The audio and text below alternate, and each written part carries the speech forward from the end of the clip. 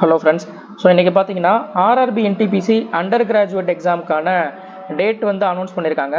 So இதோடைய city intimation details and 1 month தான் இந்த எக்ஸாமுக்கு பார்த்தீங்கன்னா டைம் இருக்குது. அந்த 1 மந்த் நம்ம என்ன பண்ணணும் என்ன பண்ணக்கூடாதுன்ற டீட்டெயில்ஸ் எல்லாமே நம்ம இந்த வீடியோவில் பார்க்கலாம். ஓகேவா? ஓகே. ஸோ எப்போ பார்த்தீங்கன்னா எக்ஸாம் சிபிடி 1 கண்டக்ட் பண்ணுறாங்கன்னா 7 ஆகஸ்ட் ஸ்டார்ட் பண்ணி 8 செப்டம்பர் வந்து முடிக்கிறாங்க. ஓகேவா? ஸோ 7 ஆகஸ்ட் இன்னும் கரெக்டாக எக்ஸாக்டாக உங்களுக்கு ஒரு மாதம் தான் டைம் இருக்குது. 7 ஆகஸ்ட் ஸ்டார்ட் பண்ணி 8 செப்டம்பரோட வந்து எக்ஸாம் கம்ப்ளீட் பண்ணுறாங்க. ஸோ இப்போ பார்த்தீங்கன்னா நிறைய பேருக்கு ஒரு டவுட் இருக்கும். எஸ்எஸ்சி சிஜிஎல் பார்த்தீங்கன்னா 13 ஆகஸ்ட் வந்து ஸ்டார்ட் பண்ணுறாங்க. 13 ஆகஸ்ட்லேருந்து 30 ஆகஸ்ட் வரைக்கும் எஸ்எஸ்சி சிஜிஎல் எக்ஸாம் கண்டக்ட் பண்ணுறாங்க. அதுக்கப்புறம் பார்த்தீங்கன்னா சிபிஓ எக்ஸாம் வேறு செப்டம்பர் ஃபர்ஸ்ட் வீக் இருக்குது. ஸோ இதில் நிறைய பேருக்கு உள்ள டவுட் என்னென்னா, இந்த எக்ஸாம் வந்து இதில் கிளாஸ் ஆகுமா? இவங்களும் பார்த்தீங்கன்னா அதே ஆகஸ்ட் 7லேருந்து பார்த்தீங்கன்னா செப்டம்பர் 8 வரைக்கும் வச்சுருக்காங்க. சிஜிஎல் எக்ஸாம் ஆகஸ்ட் 13லேருந்து செப்டம்பர் 30 வரைக்கும் நடக்குது. ஸோ எக்ஸாம் கிளாஸ் ஆகுமா இல்லை போஸ்ட்போன் ஆகுமா, இந்த மாதிரி டவுட்லாம் இருக்குது. ஸோ இதில் பார்த்தீங்கன்னா ரெண்டு பேருமே, அதாவது ஆர்ஆர்பி என்டிபிசியோட எக்ஸாமும் சரி எஸ்எஸ்சி சிஜிஎல் எக்ஸாமும் சரி டிசிஎஸ் கண்டக்ட் பண்ணாங்க அப்படின்னா கண்டிப்பாக பார்த்தீங்கன்னா சைமல்டேனியஸாக ஒரே டைமில் வச்சு முடிச்சிருவாங்க. ஓகேவா? எக்ஸாம் எந்த வித கிளாஸும் ஆகாத மாதிரி பார்த்தீங்கன்னா முடிச்சிருவாங்க. ஓகேவா? இதே இது வேறு வேறு ஏஜென்சி வந்து எடுக்கிறாங்க அப்படின்னா சிஜிஎல் எக்ஸாம் போஸ்ட்பாண்ட் ஆகிறதுக்கான வாய்ப்பு இருக்குது. ஓகேவா? ஸோ எப்படி இருந்தாலும் சரி உங்களுக்கு எக்ஸாம் வந்து ரெண்டுமே கிளாஸ் ஆகாத மாதிரி தான் அவங்க டேட் வந்து கொடுப்பாங்க. ஓகேவா? இப்போ ஒருத்தருக்கு பார்த்தீங்கன்னா 13 ஆகஸ்ட் சிஜிஎல் எக்ஸாம் இருக்குது அப்படின்னா அவங்களுக்கு பார்த்தீங்கன்னா சேம் டேல கண்டிப்பாக என்டிபிசி எக்ஸாம் இருக்காது. ஓகேவா? ஸோ கிளாஸ் ஆகாத மாதிரி தான் கண்டிப்பாக வைப்பாங்க. நீங்கள் அதை பற்றி ஒரி பண்ணிக்க வேணாம். ஓகேவா? ஸோ உங்களுக்கு இவங்க சொன்ன மாதிரி என்டிபிசி ரயில்வே போர்டு சொன்ன மாதிரி என்டிபிசி எக்ஸாம் பார்த்தீங்கன்னா 7 ஆகஸ்ட்லேருந்து 8 செப்டம்பருக்குள்ளே வச்சு முடிச்சிருவாங்க. ஓகேவா? ஸோ இதுக்கான city intimation and call letter, city intimation பார்த்தீங்கன்னா 10 டேஸுக்கு முன்னாடி உங்களுக்கு வந்து வந்துடும். இப்போ உங்களுக்கு 20 ஆகஸ்ட் ஒருத்தருக்கு எக்ஸாம் இருக்குது அப்படின்னா உங்களுக்கு 10 ஆகஸ்டே பார்த்தீங்கன்னா உங்களுக்கு எங்கே வந்து எந்த சிட்டியில் வந்து உங்களுக்கு எக்ஸாம் நடக்க போகுது அப்படின்ற உங்களுக்கு அந்த டீட்டெயில் வந்து கொடுத்துருவாங்க. அதே மாதிரி call letter, so hall ticket download பண்ணுறது பார்த்தீங்கன்னா எக்ஸாமுக்கு ஒரு 4 டேஸ் முன்னாடி பார்த்தீங்கன்னா நீங்கள் ஸோ அதுக்கான ஹால் டிக்கெட்டை வந்து நீங்கள் டவுன்லோட் பண்ணிக்கலாம். ஓகேவா? ஸோ 20ஆம் தேதி உங்களுக்கு எக்ஸாம் இருக்குன்னா நீங்கள் 16ஆம் தேதி நீங்கள் வந்து ஹால் டிக்கெட்டை வந்து டவுன்லோட் பண்ணிக்கலாம். ஓகேவா? ஸோ இதை தான் இந்த நோட்டிஃபிகேஷனில் கொடுத்துருக்காங்க. ஓகேவா? ஓகே. ஸோ இப்போ 1 மந்த்து தான் இருக்குது. இதுக்கு நம்ம என்ன பண்ணலாம் என்ன பண்ணக்கூடாது அப்படின்றத நான் இந்த இதில் சொல்லிடுறேன். ஓகேவா? Okay. So first mark test நீங்கள் இப்போ இருந்து கண்டிப்பாக நீங்கள் போட ஆரம்பிச்சிருக்கணும். ஓகேவா? ஸோ மார்க் டெஸ்ட்டு நீங்கள் போட ஆரம்பித்தாதான் உங்களுக்கு ஸ்பீடு வந்து இம்ப்ரூவ் ஆகும். அதே மாதிரி பார்த்தீங்கன்னா டைம் மேனேஜ்மெண்ட்டு உங்களுக்கு கரெக்டாக கொண்டு வர முடியும். ஓகேவா? ஏன்னா நீங்கள் அட்டன் பண்ண போகிறது பார்த்தீங்கன்னா 100 கொஷினை எவ்வளோ நேரத்தில் அட்டன் பண்ணுவீங்கன்னா 90 நிமிஷத்தில் நீங்கள் அட்டன் பண்ணணும். 1.5 மணி நேரத்தில் நீங்கள் 100 கொஷின் நீங்கள் அட்டன் பண்ணணும்னா உங்களுக்கு அந்த டைம் மேனேஜ்மெண்ட் எல்லாமே பார்த்தீங்கன்னா டெஸ்ட்டு போடும்போது மட்டும்தான் உங்களுக்கு கிடைக்கும். ஓகேவா? அதே மாதிரி ஸ்பீடும் பார்த்தீங்கன்னா உங்களுக்கு நீங்கள் டெஸ்ட்டு நீங்கள் நிறையா போட தான் உங்களுக்கு ஸ்பீடு கண்டிப்பாக இம்ப்ரூவ் ஆகும். அதனால் நீங்கள் இப்போ இருந்தே நீங்கள் மார்க் டெஸ்ட்டு கண்டிப்பாக நீங்கள் போட்டே ஆகணும். ஓகேவா? ஓகே. மார்க் டெஸ்ட்டு எதில் போடலாம் அப்படின்னா நிறைய பேர் பண்ணுற மிஸ்டேக் என்ன அப்படின்னா மார்க் டெஸ்ட்டுன்னு சொல்லவுமே என்ன பண்ணுவாங்கன்னா பிஒய்க்யூவை மட்டும்தான் என்ன பண்ணுவாங்கன்னா போடுவாங்க. அதை ஃபாலோ பண்ணாதீங்க. வெறும் பிஒய்க்யூவை மட்டும் ஃபாலோ பண்ணாதீங்க. பிஒய்க்யூ நீங்கள் பார்த்துக்கிறது ஓகே தான், பட் வெறும் பிஒய்க்யூ மட்டுமே போட்டு போயிட்டு இருப்பாங்க. அது எந்த விதத்துலையும் உங்களுக்கு யூஸ்ஃபுல்லாக இருக்காது. ஓகேவா? So mark test and live test இதை மட்டும் ஃபாலோ பண்ணுங்கள். ஓகேவா? ஸோ ஆலிவ் போர்டு ஃபாலோ பண்ணுங்கள். அது கொஞ்சம் நல்லா இருக்கும். ஓகேவா? ஆலிவ் போர்டு, அதே மாதிரி ஆர்பியோட லைவ் டெஸ்ட்டு, ஸோ இதெல்லாம் போட்டாங்கன்னா இது கொஞ்சம் ஃபாலோ பண்ணுங்கள். அதே மாதிரி டெக்ஸ்ட் புக்கோடைய லைவ் டெஸ்ட்டு. ஓகேவா? ஸோ இதில் பார்த்தீங்கன்னா டெக்ஸ்ட் புக்கில் வந்து லைவ் டெஸ்ட்டு ஃபாலோ பண்ணுங்கள். மார்க் டெஸ்ட்டு அந்த அளவுக்கு பெருசாக வந்து ஸ்டாண்டர்டாக இருக்காது. ஓகேவா? ஸோ அதனால் டெக்ஸ்ட் புக்கில் லைவ் டெஸ்ட்டு, ஆர்பி லைவ் டெஸ்ட்டு, ஆலிவ் board mark test and live test, இந்த 3 நீங்கள் மார்க் டெஸ்ட்டுக்கு நீங்கள் ஃபாலோ பண்ணுங்கள். ஓகேவா? இந்த 1 மந்த்து இந்த 3லையுமே நீங்கள் என்ன பண்ணுங்கன்னா டெஸ்ட்டு ப்ராக்டிஸ் பண்ணுங்கள். ஓகேவா? டெஸ்ட்டு ப்ராக்டிஸ் பண்ணுறது மூலமாக தான் உங்களுக்கு வந்து கண்டிப்பாக ஸ்பீடு இம்ப்ரூவ் ஆகும். அதுக்கப்புறம் புதுசாக எதையுமே நீங்கள் படிக்காதீங்க. படித்ததை நல்லா தரோவாக ரிவைஸ் பண்ணுங்கள். ஓகேவா? ஏன்னா நீங்கள் படித்தது நீங்கள் எந்த அளவுக்கு உங்களுக்கு ஞாபகத்தில் இருக்குன்றது நீங்கள் ரிவைஸ் பண்ணும்போது தான் உங்களுக்கு நல்லாவே தெரியும். ரிவைஸ் பண்ணுறது மூலியமாகவும் அதே மாதிரி டெஸ்ட் போடுறது மூலியமாக தான் உங்களுக்கு வந்து எந்த அளவுக்கு உங்களுக்கு ஞாபகத்தில் இருக்குன்றது அது உங்களுக்கு தெரிய வரும். ஓகேவா? சும்மா நீங்கள் படிக்கிறேன்ற பேரில் புதுசாக ஒரு டாப்பிக்கை நீங்கள் திருப்பி நீங்கள் படிக்கிறது மூலியமாக பார்த்தீங்கன்னா அது மறந்து போயிடும். ஜிகேலாம் பார்த்தீங்கன்னா நிறைய பேர் படிக்கிறேன்ற பேரில் நிறைய புதுசாக படிச்சுக்கிட்டு இருப்பீங்க. ஆனால் பார்த்தீங்கன்னா புதுசாக படிக்கிறது மூலிமா என்ன ஆகும்னா உங்களுக்கு ஆல்ரெடி படித்த டாபிக் என்ன ஆகும்னா உங்களுக்கு மறக்க ஆரம்பிக்கும். அதனால நீங்கள் இப்போதைக்கு என்ன பண்ணுங்கன்னா எதெல்லாம் உங்களுக்கு இப்போதைக்கு ரீசெண்ட் எக்ஸாமில் கேட்குறாங்களோ அந்த டாபிக் நீங்கள் நல்லா தெளிவாக படிச்சுட்டீங்களான்றதை பாருங்கள். அது நீங்கள் சரியாக படிக்காமல் இருந்துச்சுன்னா அதை கொஞ்சம் நல்லா படிக்க பாருங்கள். ஸோ படித்த டாப்பிக்கை நல்லா ரிவைஸ் பண்ணுங்கள். ஓகேவா? ஓகே. ஸோ அதுக்கப்புறம் பார்த்தீங்கன்னா நீங்கள் ஸ்பீடு இம்ப்ரூவ் பண்ணி ஆகணும். ஓகேவா? ஏன்னா நீங்கள் ஆல்ரெடி சொன்ன மாதிரி 100 கொஷினை வந்து நீங்கள் 90 நிமிஷத்தில் நீங்கள் அட்டன் பண்ணணும்னா ஸ்பீடு கண்டிப்பாக இம்ப்ரூவ் பண்ணி ஆகணும். அந்த ஸ்பீடு இம்ப்ரூவ் பண்ணுறதுக்கு செக்ஷனல் டெஸ்ட்டு அண்டு மார்க் டெஸ்ட்டை நீங்கள் கண்டிப்பாக போடுறது அவசியம். ஓகேவா? இப்போ உங்களுக்கு மேக்ஸில் நீங்கள் ரொம்ப லேகாக இருக்கீங்க அப்படின்னாக்கா மேக்ஸில் வந்து என்ன பண்ணுங்கன்னா செக்ஷனல் டெஸ்ட் நீங்கள் போட்டு பாருங்க. ஓகேவா? செக்ஷனல் டெஸ்ட் போட தான் அந்த பர்டிகுலர் செக்ஷனில் உங்களுக்கு என்ன ஆகும்னா உங்களுக்கு ஸ்பீடு இம்ப்ரூவ் ஆக ஆரம்பிக்கும். ஓகேவா? ரீசனிங்கில் நிறைய பேர் என்ன பண்ணுவீங்கன்னா லாஜிக் யோசிக்கிறேன்ட்டு அப்படியே உட்காந்துருவீங்க. நிறைய பேர் ரீசனிங் ப்ராக்டிஸ் பண்ண மாட்டீங்க. ஸோ ரீசனிங்கில் பார்த்தீங்கன்னா நம்ம நல்லா பண்ணுவோம்னு சொல்லிட்டு நீங்களும் அசால்ட்டாக இருந்துட்டு என்ன பண்ணுவீங்கன்னா ரீசனிங்கில் தான் பார்த்தீங்கன்னா அடி வாங்கிடுவீங்க. அதனால ஸோ செக்ஷனல் டெஸ்ட் நீங்கள் போட்டால் தான் உங்களுக்கு அங்கே ஸ்பீடு வந்து இம்ப்ரூவ் ஆகும். ஓகேவா? Sectional test and mark test நீங்கள் இப்போ இருந்து நீங்கள் ப்ராக்டிஸ் பண்ண ஆரம்பிச்சிருங்க. அதுக்கப்புறம் கரண்ட் அஃபேர்ஸ் நிறைய பேர் பண்ணுற மிஸ்டேக் என்ன அப்படின்னா கரண்ட் அஃபேர்ஸை ஸ்கிப் பண்ணிடுறீங்க, படிக்காமே போயிட்டு விட்டுறீங்க. நான் ஆல்ரெடி பார்த்தீங்கன்னா இந்த என்டிபிசிக்கு நான் ஸ்ட்ராட்டஜி வீடியோ போடும்போதே சொல்லியிருந்தேன் கரண்ட் அஃபேர்ஸ் பார்த்தீங்கன்னா 10 கொஷின் கண்டிப்பாக கேட்பாங்க அப்படின்ட்டு.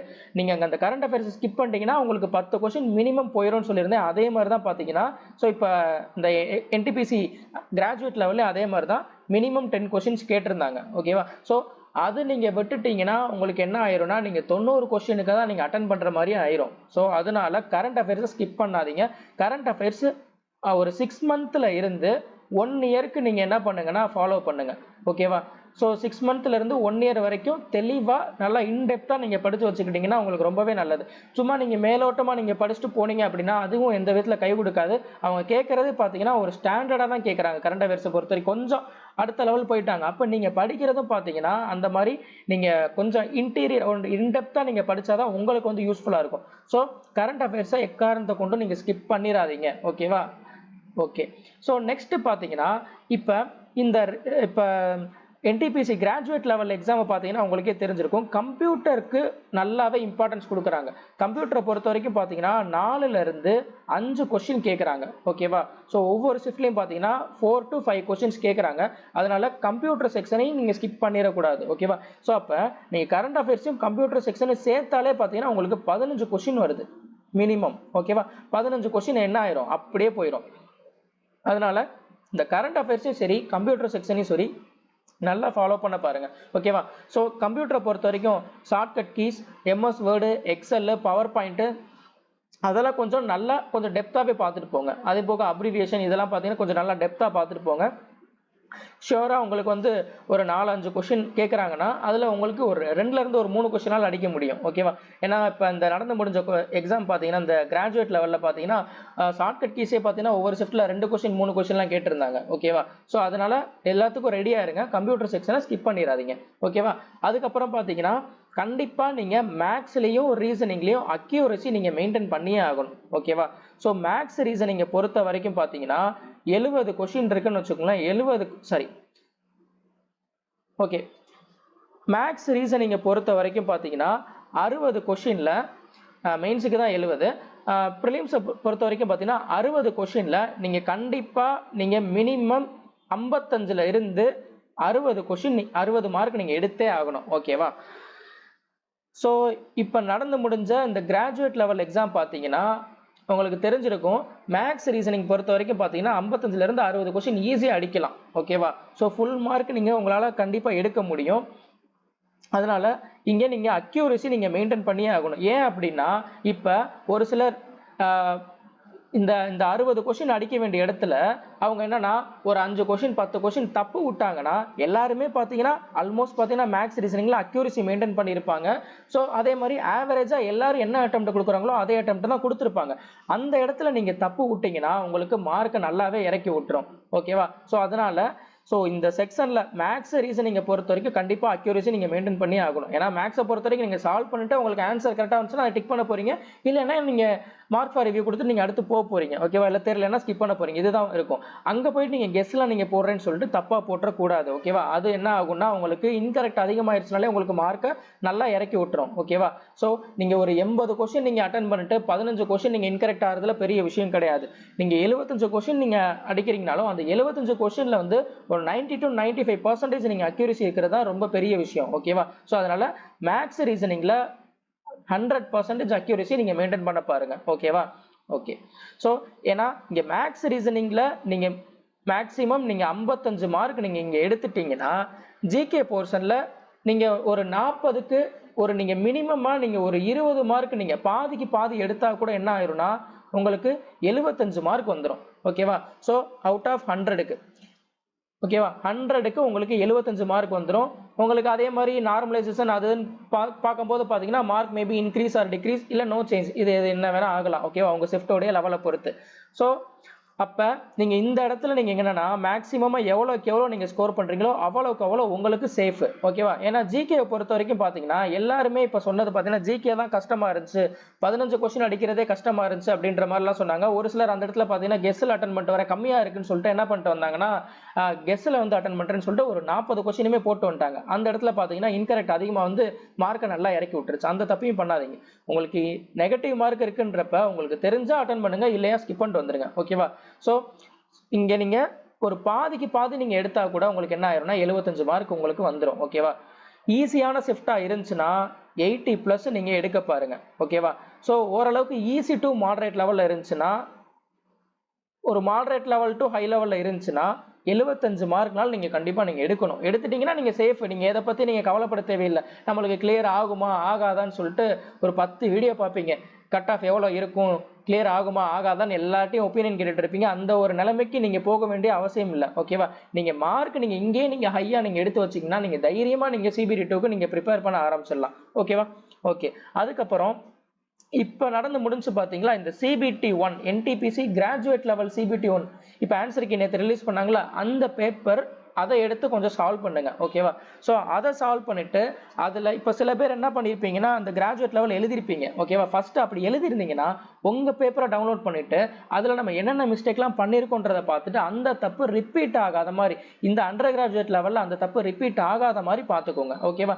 அதே மாதிரி ஒரு கொஸ்டின் படிக்கிறீங்க, ஜிகேல ஒரு கொஸ்டின் படிக்கிறீங்களா அந்த கொஸ்டினுக்கான ஆன்சரை மட்டும் பார்த்துட்டு போகாம அது ரிலேட்டடான நீங்கள் கண்டென்ட்டையும் கொஞ்சம் பார்க்குறது தான் உங்களுக்கு நல்லாவே கை கொடுக்கும். ஓகேவா? ஸோ அப்போ தான் பார்த்தீங்கன்னா அதில் அந்த கண்டென்ட் அந்த டாபிக்ல இருந்து உங்களுக்கு என்ன கொஸ்டின் கேட்டாலும் அதுக்கான ஆன்சர் பண்றதுக்கான ஒரு இது கிடைக்கும், ஐடியா கிடைக்கும். ஓகேவா?